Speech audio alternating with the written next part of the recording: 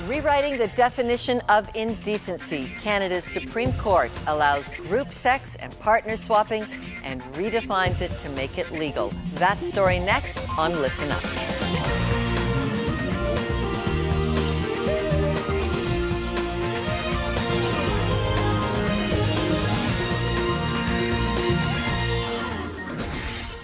Welcome to Listen Up. I'm Lorna Duick. The rules on sex have been questioned for as long as there's been talk on sex. Who decides where to draw the boundaries? Is it common sense? Is it a couple's choice? The choice of the church? Or is it the court? Today we look at Canada's shocking decision from its Supreme Court that legalizes group sex clubs. In a landmark ruling that shifts the ground for sexual morality, the court ruled that what goes on between consenting adults in swingers clubs is not criminal because it can't be proved harmful. It all prompts a wide-ranging look at how do we decide when sex is harmful. I think sex is a big part of a relationship. You get to really know somebody as soon as you have sex with them, and as soon as you have a relationship where you're having sex a lot. And I think it's healthy because you get to know the person and you become comfortable with them and you have a new level of trust with that person.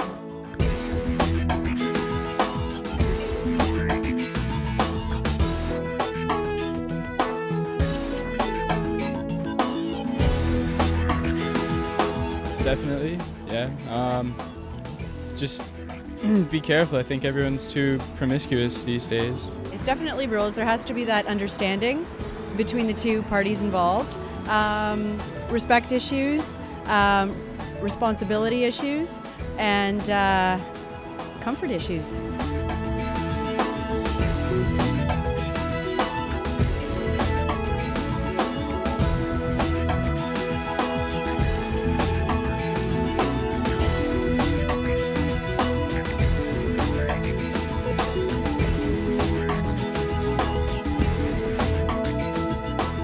Sex is just a bonus of the relationship that you have between two people.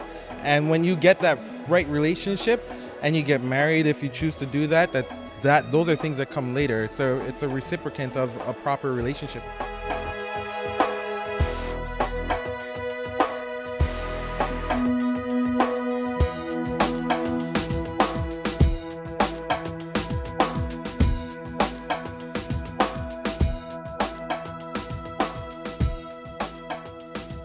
To help us review this decision, we're joined from Ottawa by lawyer and public policy analyst Janet Buckingham for her perspective on the Supreme Court decision. Janet, thank you for being there.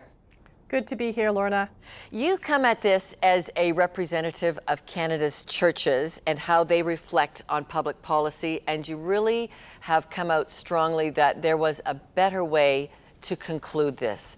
What would you have liked to have seen on this ruling? Well, this decision, unlike many that we've seen on these issues lately, has not been a constitutional case. It was a case of interpreting the criminal law. Now, our criminal law is very old and kind of antiquated language, but what we're seeing from the court is rather than developing it and developing new lines of thinking, they're going to a more individualistic perspective and saying, you know, unless this is sort of clearly prohibited in the criminal law, we're going to allow it unless you can prove that there is some kind of provable harm caused by the or activity. physical provable harm is what they asked for. And what we used to have was a community standards basis for these kinds of issues. And harm was one component of that, but that wasn't the total focus. Okay, Janet, what happens now when a community standard for decency gets thrown out? What's the impact of that? Well, the impact of that in this particular situation is that swingers clubs will now be clearly legal. That means that they can advertise, for example, and you sort of think about what kind of advertisements are we going to see for swingers clubs? Is this going to be on my local billboard, for example? Are my children going to see it? It really creates a new exposure to a kind of sexuality and a sexualization that I think most of us are uncomfortable with. It's also a promotion of adultery, really. Okay, and what effect will this have then on the commercialization purposes of sex?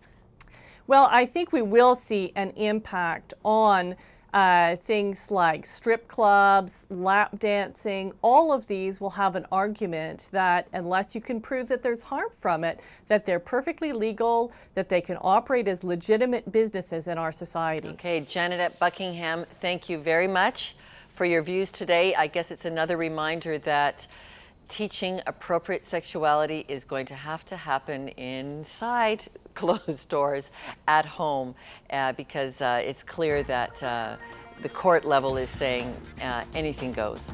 Absolutely. All right, Janet at Buckingham, thank you very much from Ottawa. Thank you. We also looked at your thoughts on this question in our mailbag. Those views when we come back.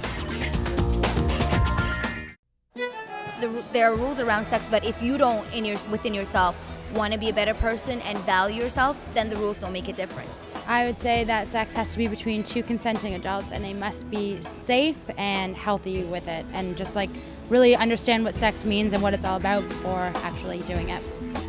Our next guest is an author examining sexual drive and how it fits into a moral framework that was designed by God. Theologian Laura Smith has authored Love Me, Loves Me Not, The Ethics of Unrequited Love. What is the moral framework that God intended sex to be placed into? It seems fairly clear from the book of Genesis, which would be the authoritative text for me as a Christian thinker, that God intends sex to be put in the framework of marriage, that the sexual drive is meant to strengthen the relationship between Adam and Eve, between man and woman, and that's reinforced throughout the Bible. The Song of Solomon, for instance, talks in the same way, that this sexual desire, which is a good gift from God, is meant to strengthen the relationship that a husband and wife have with one another.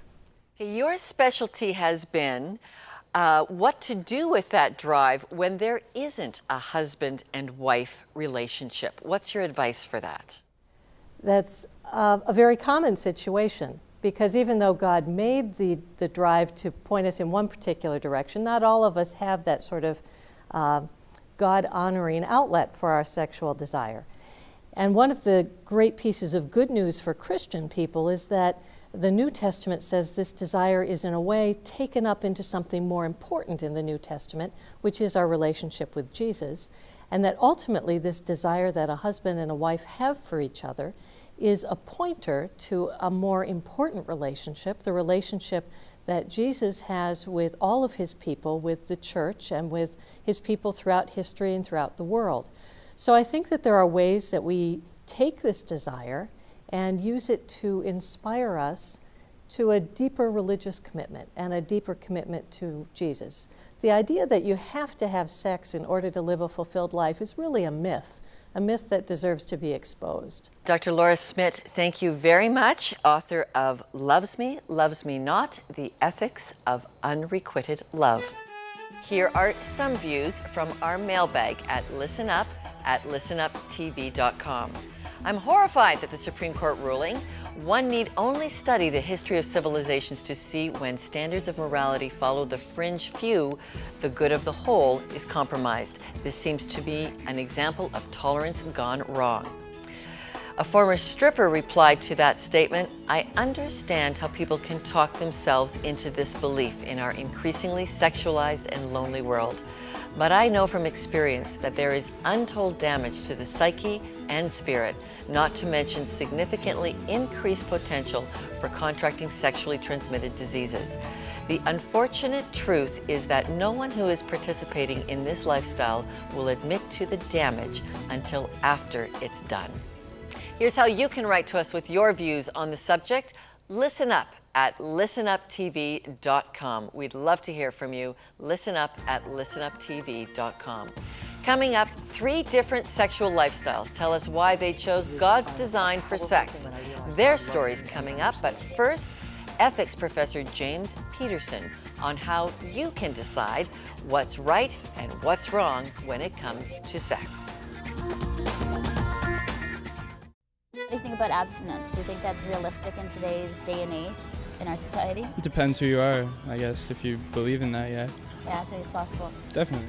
No, that's absolutely unrealistic, isn't it? Yeah. You know? Why is it unrealistic? Well, because if you ask most teenagers, if they've ever had sex or if they partake in it, I bet you fairly, none of them say they abstain. Listen Up is back with a closer look at the morality we put around sex and why it's there. Ethics professor James Peterson joins us with his view. He's a Templeton Award-winning professor of ethics at McMaster University. Thank you for being with us. Oh, glad to be here. I would think sex is a pretty vibrant topic at the university. Where do you guys even begin on helping young people understand where the rules are on sex? What's right, what's wrong? Well, so many students come to the university thinking parents aren't around, they're free to do whatever they want, and they're going to be liberated in terms of trying out anything and everything. And it actually ends up in such pain and such confusion, because it's not what they expected. They find out that there seems to be a whole lot more going on than just getting excited. And so there's a lot of debris, a lot of people having real concern and harm. Okay, so there's some experience happens, but where do you actually find, well, what's the roadmap? Obviously, I'm saying, hey, wherever I can influence people, I want to ask you, please choose God's roadmap for sex. How do you start that discussion? Well, I think it's very much felt in that people realize that what they're doing isn't working very well at all. And then they tend to be more open to talking about what is the meaning, what actually would be what works better. You see, I think people are often looking for connections, and they end up feeling isolated or used. It's just not what they had expected. So one of the things that I really try to encourage is to realize that if you're using sex as just a form of recreation or for some excitement, that you're really missing out, that you're not experiencing what it's intended for and what it really can be.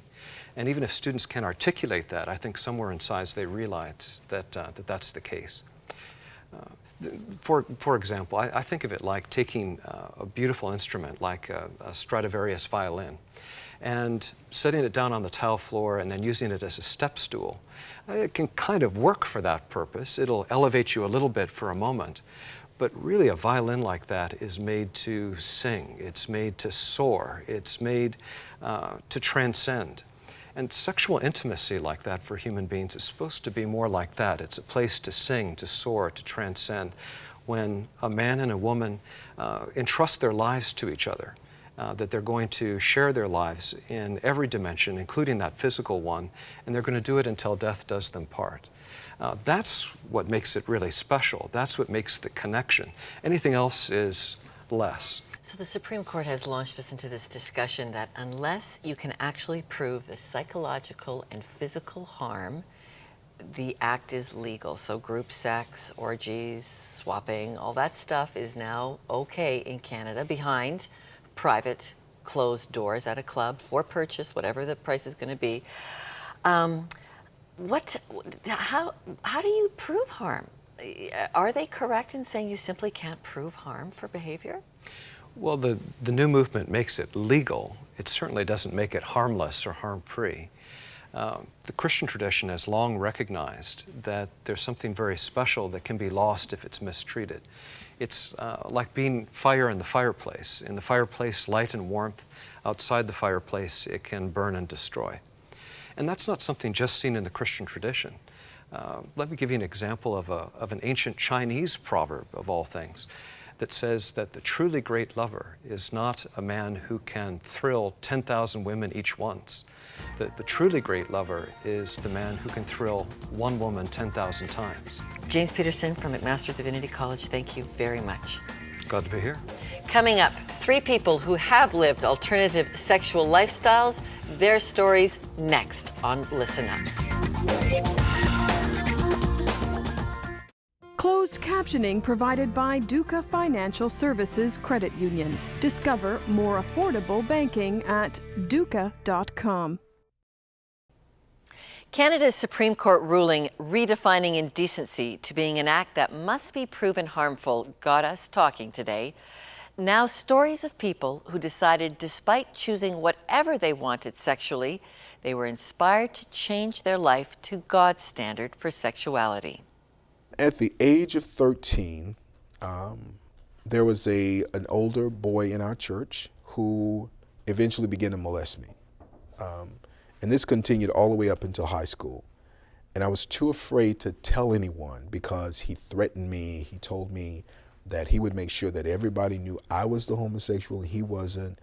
And it would just be a big scandal. So I kept quiet until, it was sort of a love-hate type of thing. I hated when he touched me, and when he didn't, I longed for it. It was really something that plays with your mind. And I don't blame molestation on homosexuality. I don't equate that automatically, but it was a factor. I prayed, I fasted, I went to church every time the church doors opened. I sang in the choir. I was at all-night prayer services. Everything that I thought I could do to get rid of this, I did it because I wanted to be normal. At age 19, I left the church. I left God. I left hating God because I felt like, why didn't he help me? If this was so wrong, where was God? Why didn't he answer my prayer? Why didn't he say, well, Foster, it's coming. I'm going to do something about this. Why didn't he send me some kind of message? But I heard nothing. All I knew is I was left alone to deal with this terrible, terrible issue that I didn't want. And I had enough of it. I felt like a drowning man with his hand coming, up for the last time, and you're hoping someone sees you. And I was watching this television show. This is the weirdest thing. And it was a movie about Jesus and, this whole crucifixion thing. And of course, I had been away from God, the church, so long that it was just kind of struck me as this whole scene, and I was watching it, not in my, in my mind, knowing that this was about Jesus. I was just watching this whole thing.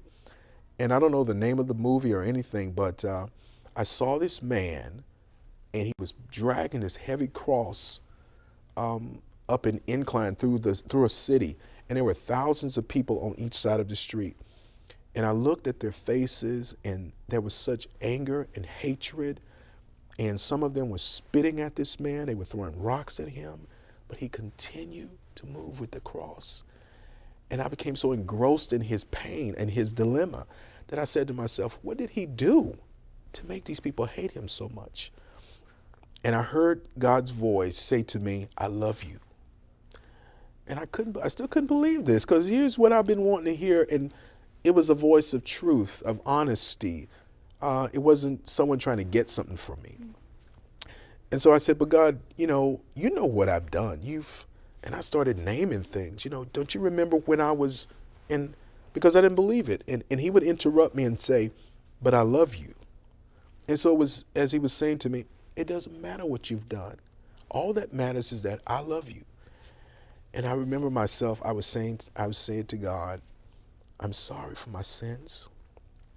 And I want to be whole.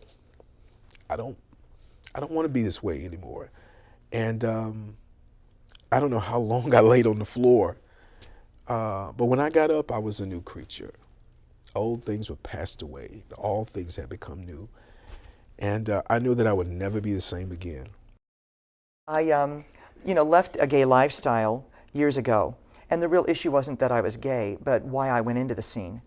I came from a home where I had an alcoholic mom. She was more than that, but in short, she was alcoholic, and that consumed her life and ultimately led to her death in a car wreck. Before her death, one of her lovers was sexually violating me. And then after her death, I was separated from my father. And then growing up, I was often a target of mistreatment because I was soft, and people, said I was effeminate, and I didn't role model after my father, so I became a really easy target. Most people did not mistreat me, but there was that dedicated handful that really made me feel like a failure as a male. So homosexuality, whatever people think of it, it met my needs. It made me feel loved, and it gave me a community to belong to in a way that Christianity and heterosexual culture didn't. So it met my needs the best that I knew. As the old saying goes, bad love is better than none. I was hungry. And I love the Lord who doesn't fault you for your hunger. He just wants it redirected. you know, to him as the first source. But I didn't know that either. I thought God hated people like me. So I was just trying to be happy, and I did everything from the wild gay scene to later involvement in a gay church, and even later I attempted a sex change. I don't think I really thought that I should have been a woman. I felt like I had failed as a male. And so I was willing to do anything to stop this chronic sense of failure and pain when I looked at myself in the mirror, and to see that contempt reflected at me from other people. So anyway, while pursuing a sex change, living as a woman for 18 months, that's when God intervened. And he opened my eyes to his reality. And so I like to make the point, God didn't wave a magic wand and turn me into the heterosexual stallion you see before you today.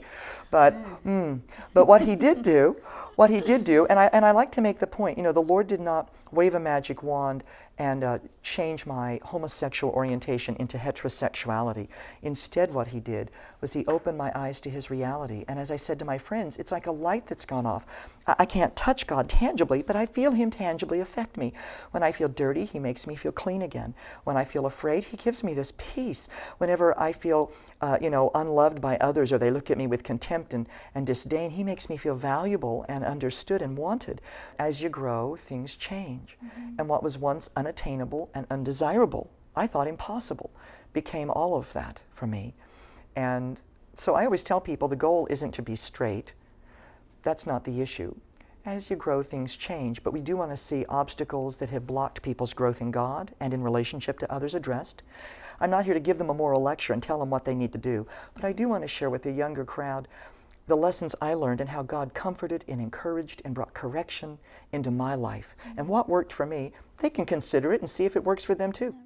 I really struggled through high school because I really didn't feel like I fit in any way, which is probably pretty typical. I didn't think I was very pretty, and was really, really self-conscious about my looks. And I just didn't seem to fit in any crowd, so I felt like I was really abandoned, really. Yeah, I was never so alone in my life as that time. And you know, I knew what I was doing was wrong. Headlining at clubs across Canada under the name Paula Scott, Paula achieved great success, but she didn't realize the mounting cost her lifestyle was exacting from her soul. You don't think about that at the time you're doing it, and if you do, then you stop, because you have to. The cost to my soul was that my soul was shriveling up, and I was consumed with hate.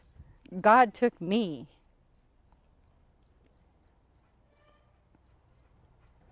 Me, where I was, taking off my clothes in front of people, destroying marriages, sleeping around, drinking, doing drugs. He took that person and said, I love you. I want you to come home. And he made it so obvious to me that I couldn't not listen. And I just came to him that way, and that's the only way he wants us. He wants us now. That's what he wants us. I have in my heart a desire to help other women who have been in the industry, in the sex industry, prostituting or dancing or escorting or whatever. I mean, it's such a hopeless place. It's such a hopeless place. And nobody goes there. Nobody goes there.